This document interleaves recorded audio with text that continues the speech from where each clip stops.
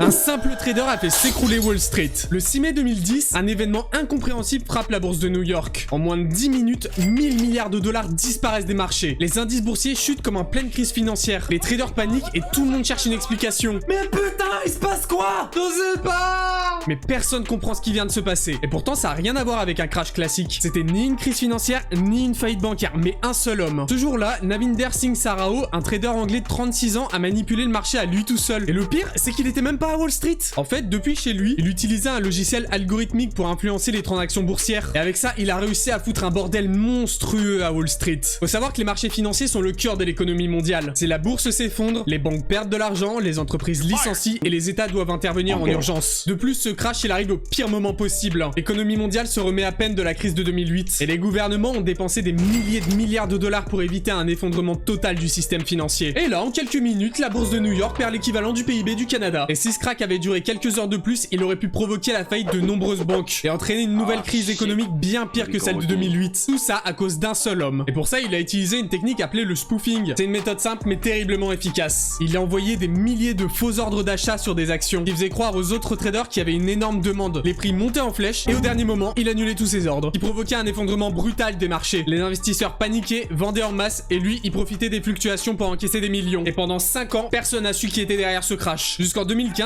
où le FBI retrouve Navinder dans sa maison en Angleterre. Son logiciel lui a rapporté près de 70 millions de dollars. Mais il risque 380 ans de prison. Finalement, il plaide coupable et accepte d'aider les régulateurs à traquer les fraudes. Et grâce à ça, il évite la prison, sa peine est réduite au minimum et il échappe aux centaines d'années de prison qu'il risquait. Aujourd'hui, les banques et les hedge funds utilisent encore des milliers de bots de trading capables d'exécuter des millions d'ordres par seconde. Et plein d'autres traders utilisent aussi ce genre de technique pour manipuler les prix.